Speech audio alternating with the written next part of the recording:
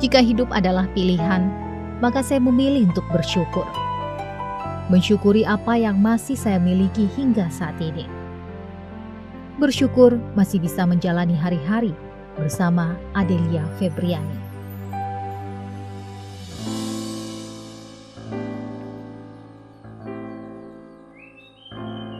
Selalu ada harapan dan jawaban atas segala impian. Itulah yang kami yakini setiap pagi saat kami memulai hari. Semua ini tidaklah mudah ketika hidup memberi kami ujian demi ujian, lantas kami tidak ingin menyerah begitu saja. Kami masih tetap tegar, masih tetap berdiri menatap awan, bangkit dan berjuang lagi. Ini merupakan rutinitas kami setiap pagi. Saya selalu menemani Adel jalan pagi di sekitar komplek rumah. Bagi saya ini suatu keharusan, supaya Adel kembali seperti dulu lagi. Berjalan dengan kedua kakinya, bebas menggunakan semua organ tubuhnya. Ya, kondisi kesehatan Adel berubah hampir 360 derajat sejak ia divonis meningitis oleh dokter sekitar 2 tahun yang lalu. Saat itu, menjalani perawatan selama kurang lebih 3 bulan di rumah sakit. Adel koma selama 2 minggu. Masih terngiang jelas di telinga ini saat dokter memperkirakan kemungkinan Adel bertahan hidup hanya 15%. Mujizat terjadi. Adel kembali sadar. Pasca koma, Adel lumpuh. Setengah badannya tak bisa bergerak seperti sedia kala. Otaknya pun tak bisa berpikir layaknya dulu. Adel sempat linglung dengan gerak bola mata yang tak lagi sempurna. Namun, Tuhan Maha Kuasa, dengan semangat yang besar dan keyakinan yang penuh, serta kesabaran, kondisi Adel sudah membaik.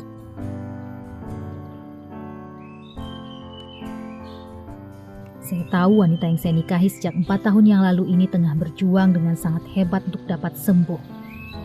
Saya pun selalu meyakinkan Adel untuk dapat melalui semua ujian kehidupan ini.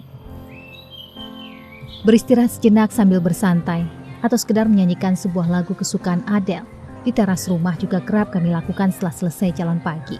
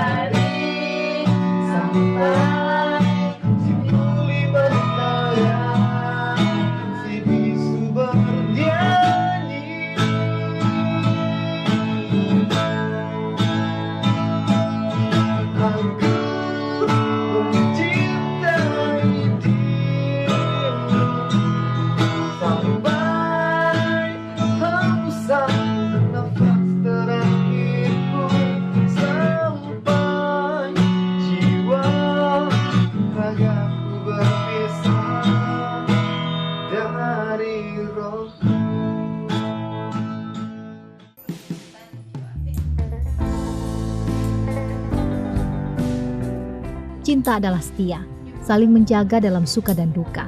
Kuberikan yang terbaik untukmu yang kumiliki hanya ketulusan hatiku. Aku mencintai dirimu, sampai si buta melihat, si lumpuh berlari, sampai si tuli mendengar, si bisu bernyanyi.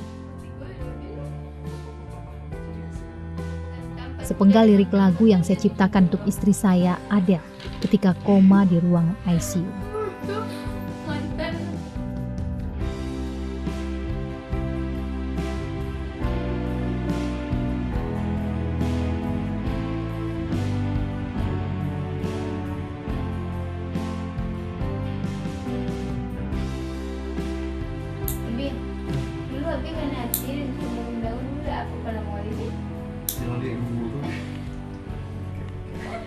Sejak saat itu saya bernazar, jika suatu saat nanti Adel sembuh, bisa berjalan dan kemanapun ia mau pergi menginjakkan kaki dari Sabang hingga Merauke.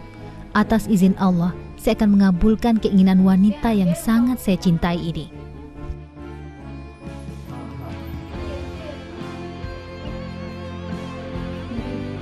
Abi benar anak belajar Abi ini.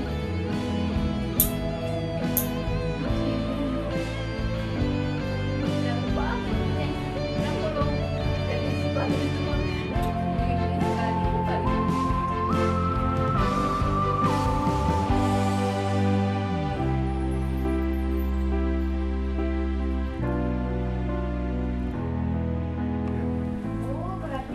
Sejak Adel sakit, semua urusan rumah menjadi tugas dan tanggung jawab saya. Semua saya lakukan dengan senang hati. Tidak ada beban sedikit pun. Harapan saya cuma satu, Adel bisa sembuh.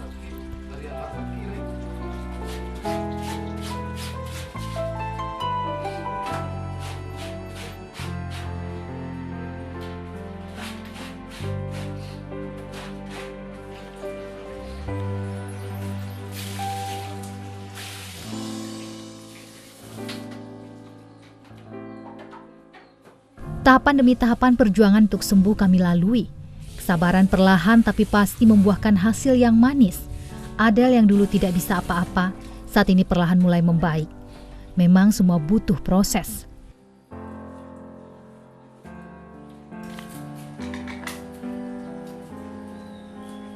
Semua sudah ditentukan, kami hanya bisa menjalani jalan takdir. Kami yakin apa yang terjadi itulah yang terbaik dari Sang Pencipta.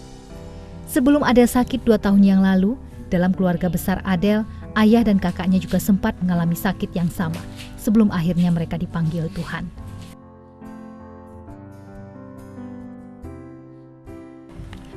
Inilah rahasia ilahi. Kita tidak tahu apa yang akan terjadi ke depannya. Ketentuan yang mana yang akan membuat kita bahagia. Semua ketetapan yang terjadi dalam hidup sudah ditakar sesuai porsinya masing-masing. Tidak ada yang kurang, juga tidak ada yang lebih.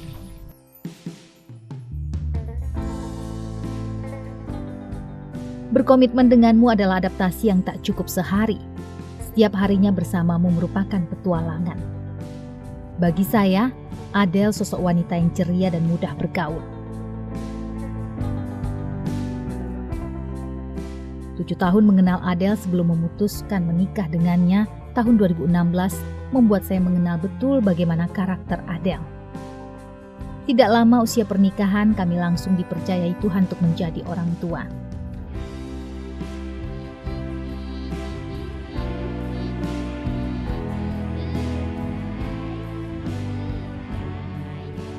Satu Mei 2017 anak kami lahir dalam keadaan sehat.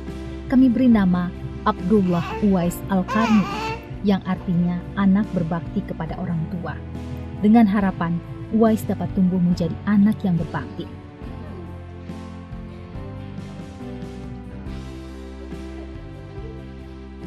Manusia hanya bisa berharap dan berencana, namun ketetapan Tuhan sajalah yang terjadi. Di usia 3 bulan Uwais sakit. Segala daya dan upaya kami lakukan agar Uwais sembuh. Namun kenyataan berkata lain. Belum sempat kami merasakan bagaimana bahagianya dipanggil Bunda dan Abi. Uwais dipanggil Yang Maha Kuasa.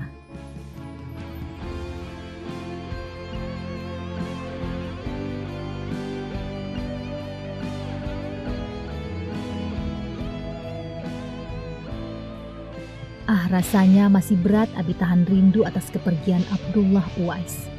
Hari-hari kami lewati dengan rindu yang masih tersimpan untukmu, anakku.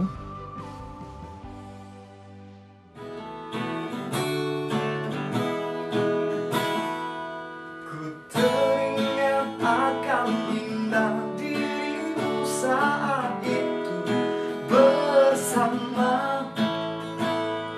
Kini kau telah pergi, ku simpan rindu tak bertepi.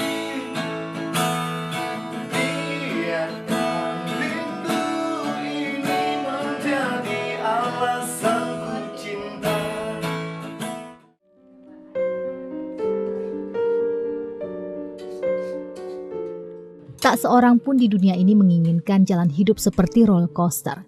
Meluncur kencang, menanjak hebat, menikung tajam. Tubuh kami seperti dipermainkan gravitasi. Nyawa seakan terlepas berkali-kali. Tapi siapa kita? Kita bukan yang paling berkuasa atas hidup ini. Kita hanyalah wayang yang dikendalikan oleh dalang. Jadi, sehebat apapun menolak dan memberontak, kita tak mungkin bisa melepaskan diri dari apa yang sudah dinarasikan. Kita hanya bisa terus berikhtiar dan selebihnya tawakal. Mungkin dengan bersikap demikian, ketenangan justru kita rasakan. Awalnya Adel demam, sakit kepala. Kami tidak nyangka Adel sakitnya jadi seperti ini. Tepat waktu itu Adel dirawat dengan gejala awal. Adel itu malaria, karena Adel ada riwayat malaria. Sakit kepala yang tidak bisa tertahankan oleh, sampai rasanya mau pecah kepala si Adel. Akhirnya Adel lihatlah perubahan si Adel selama dirawat. Adel mulai linglung, mulai hilang kesadaran, linglung. Dan pertama Doni lihat itu mata Adel. Mata Adel itu tuh Doni ambil video tanpa sengaja. Nampak di video tuh mata Adel tuh lambat gerakannya sebelah tuh. Doni curiga kan, lihat-lihat, perhatikan. Langsung dibilang sama dokter kan, dilihatnya, oh, kok iya ya kan. Kesadaran Adel menurun sampai akhirnya Adel drop.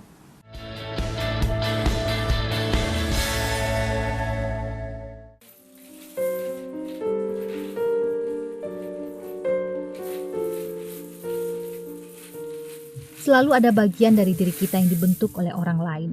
Itulah yang saya dapatkan selama mengarungi rumah tangga bersama Adelia. Adel selalu mengingatkan saya untuk menyisihkan sebagian dari rezeki untuk orang yang membutuhkan. Sejak Adel sakit, saya memutuskan berhenti dari pekerjaan agar punya banyak waktu merawat Adel. Saya beralih menjadi pejuang receh.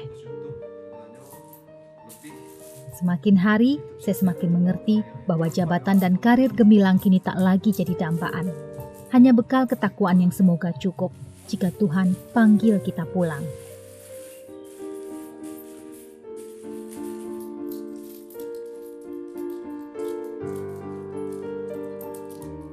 Recehan demi recehan saya kumpulkan untuk kemudian saya salurkan bagi yang membutuhkan. Tanpa kita sadari bahwa mungkin kita lupa dalam recehan yang kita abaikan, ada kehidupan manusia yang bisa terselamatkan.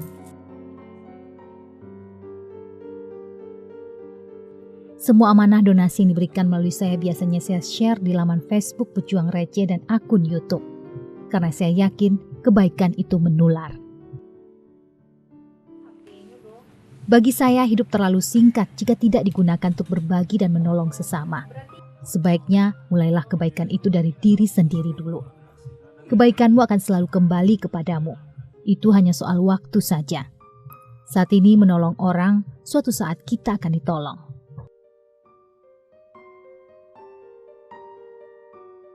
Saya dan Adel lulusan salah satu sekolah tinggi keperawatan di Kota Padang.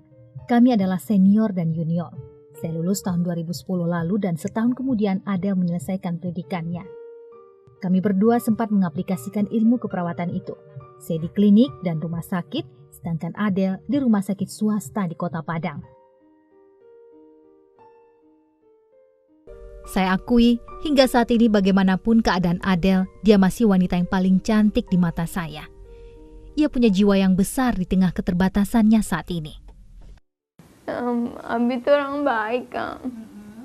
Selalu ada bertanggung jawab istilahnya, Kak. Romantis, Kak. Baik orangnya, Kak. Maaf pikiran dengan sederhana mampu dia membahagiakan pacarnya waktu dulu, Kak. Dan sekarang juga Sampai sekarang.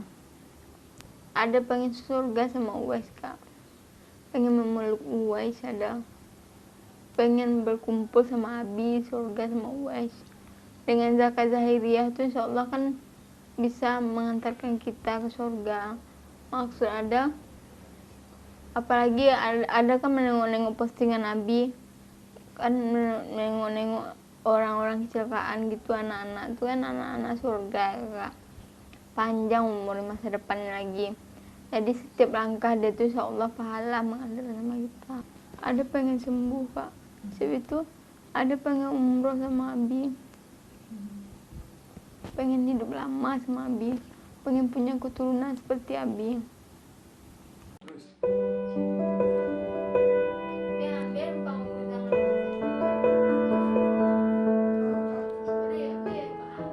Cinta dan kasih sayang didasari dengan ketulusan hati tidak akan pernah ada habisnya.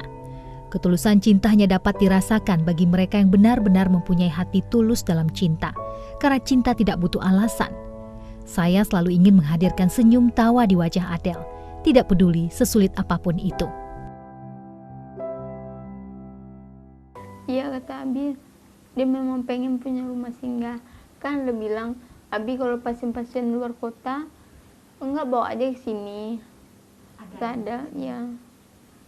Bawa aja sini keluarga yang nginep sini, Bi, misalnya gitu kan. Ya bun, kok enggak jadikan aja rumah kita ini rumah singgah. Kan kita butuh kamar 1 kamar, ruangan banyak aja kan. Daripada di emperan-emperan rumah sakit, kasihan kita sama ibu-ibu gitu kan. Ada selalu mendoakan setiap sujud adalah Kak. Memang ada kan selalu pesan sama Abi amanah orang tuh jangan pernah dimakan walaupun 500 perak, Abi jangan, Bi.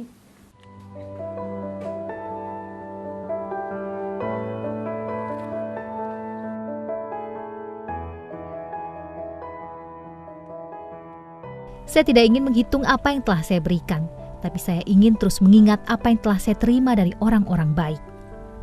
Gadis ini bernama Angelica. Angel bersekolah di SMP Negeri 3 Patang Anai, Padang Pariaman, kelas 8. Suatu kebetulan yang sudah ditakdirkan, saya bertemu Angel di salah satu rumah sakit di Kota Padang. Saat itu Angel tengah berobat dengan ibunya. Sejak 2018, Angel mengidap tumor jinak di kakinya, yang mengharuskannya kehilangan kaki dengan cara diamputasi pada akhir tahun 2019. Tindakan amputasi ini terpaksa dilakukan tim medis karena tumor di kaki Angel semakin membesar. Tidak banyak yang bisa saya bantu untuk kesembuhan Angel, tapi sebisa mungkin saya selalu mendampingi atau sekedar memberi dukungan untuk kesembuhan Angel. Bantu uang, bantu Doni itu seringlah nengok Angel ke rumah sakit. Walaupun dia kerja, sempat ditengok sebentar, nanti pergi kerja lagi. Karena istrinya juga sakit kan. Kalau dia sering datang ke rumah sakit gitu kan.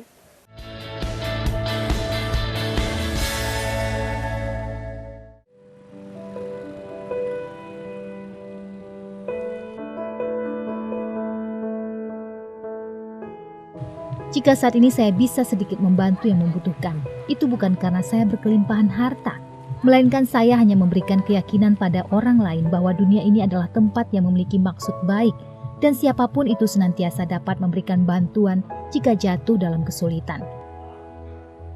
Terkadang saya dan istri juga menampung keluarga pasien dari jauh yang butuh tempat menginap. Hati kami tak kuasa melihat anak-anak yang sakit dan butuh bantuan. Sebelum menyalurkan dan memberikan bantuan kepada yang membutuhkan, biasanya saya selalu melakukan survei dengan mengunjungi yang bersangkutan beserta keluarganya. Ini saya lakukan agar bantuan yang saya berikan tepat sasaran dan tidak disalahgunakan.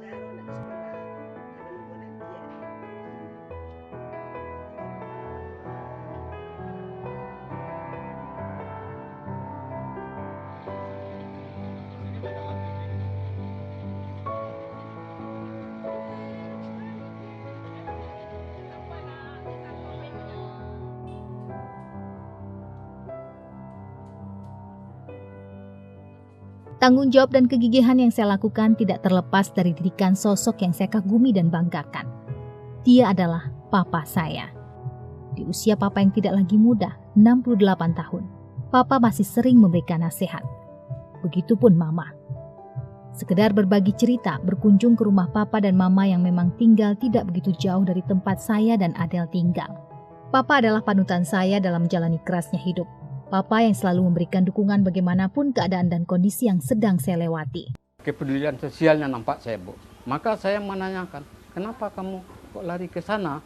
Sedang kamu sudah Papa arahkan untuk di kesehatan. Maka dia jurusannya banyak bergaul dengan masyarakat. Itu saya lihat, Bu, tentang keadaan dia. Jadi mau saja ya, Bu, saya tidak ada merasa merasa malu, merasa kecil hati terhadap keadaan anak. Terus terang saja saya kata, Bu, tanpa sepengetahuan saya, karena sudah begitu banyak kan dia peduli sosial, pernah dia melaksanakan ngamen di jalan. Kita akui itu, Bu, kita tidak bisa bohong. Apa gunanya kita bohong, ya? Jadi dalam hal ini, dalam hal ini saya lihat ada pula, saya nggak tahu istilahnya zaman sekarang, Bu, ada orang yang sakit, dia ikut mengurusnya, dia yang dari bandara sampai ke Jakarta, ada yang bocor paru-paru. Orang lain kita dukung, Bu, apalagi anak kita selagi tidak menyimpang dari aturan atau koridor-koridor yang ada. Apalagi ini kepedulian sosial, Bu. Saya rasa saya tetap dukung, Bu.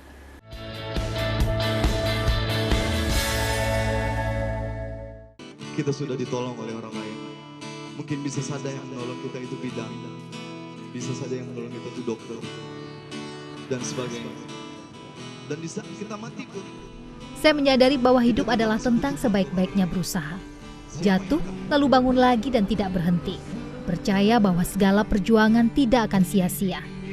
Maka apapun yang akan saya lakukan saat ini, saya akan bersungguh-sungguh dan yakin Tuhan pasti bukakan jalan. Tugas kita hanya berusaha. Selama niat selalu untuknya, lelah ini akan menjadi lillah. Inilah tempat saya biasanya mengais rejeki setiap malam. Biasanya saya mengamen mulai pukul 19 hingga pukul 23. Saya diberikan ruang dan waktu untuk saya mengumpulkan recehan setiap malam di sini. Ini adalah sesuatu yang sangat saya syukuri. Pak Doni adalah seorang yang sangat hebat. Istilahnya memberikan sesuatu motivasi bagi bagi orang lain karena sosialitas tinggi. Juga Raja Minas selalu memberikan ruang-ruang tempat ataupun ruang di Raja Minas karena bagi kami adalah Pak Doni memotivasi juga untuk Raja Minas. Iya, Pak Doni setiap hari kapan istilahnya nggak ada larangan kapan dia mau di sini silakan. Semoga Pak Doni ke depan jadi orang yang luar biasa, selalu membantu orang yang lemah, orang-orang yang membutuhkan. Saya tidak pernah takut kekurangan. Bukankah selama masih hidup maka rezeki akan tetap ada? Saya yakin di dunia ini masih banyak orang-orang baik. Jika kita belum menemukannya, jadilah satu dari bagian baik itu. jangan kau menangis, jangan kau bersedih. Di dunia ini banyak orang baik yang peduli bersama. Tak jarang saat mengamen seseorang menghampiri saya dan memberikan amplop berisi uang. Mereka berpesan, titip dan gunakan untuk yang sangat membutuhkan. Sahabat adalah berbagi, saling mengerti, saling menghargai, saling memanusiakan dan saling berbahagia. Itulah makna seorang sahabat sejati.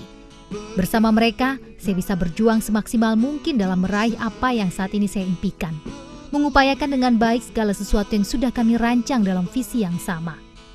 Kita berhak merasakan atmosfer ketulusan ketika menemukan orang-orang yang sefrekuensi dengan kita dan memiliki impian yang sama dengan angan-angan kita.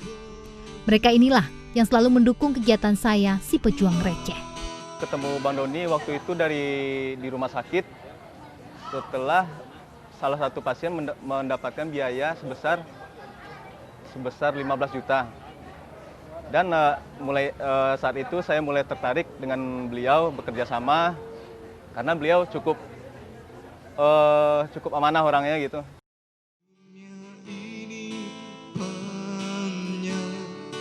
Orang baik yang Berbagi membuatku banyak belajar, bentuk lain dari rasaku bersyukur. Berbagi bukan tentang seberapa banyak ilmu atau pengalaman yang kupunya, namun seberapa tulus dan ikhlasnya apa yang ingin kuberikan kepada sesama. Jadi insya Allah melalui tangan-tangan para donatur dan teman-teman tim yang hebat, insya Allah harapan itu dapat terwujud. Juga dari YouTube kita juga punya cita-cita, kalau bisa YouTube ini booming, donasi sepenuhnya akan kita berikan dari hasil YouTube kepada para pasien. inginkan dia yang punya segala yang mampu. Penderitaan dan kesulitan hidup tidak harus diratapi, tetapi hendaklah belajar mengubahnya menjadi keberhasilan. Saya anggap ujian yang saya hadapi bertubi-tubi ini sebagai pelengkap kehidupan. Karena saya yakin hidup ini bukan tentang capaian, tapi amal selama perjalanan. Dan dari sana terhimpun pundi-pundi kebaikan.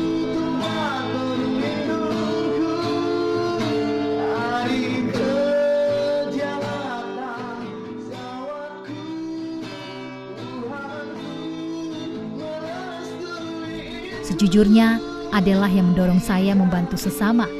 Adel selalu mengingatkan saya untuk membantu orang sakit lainnya.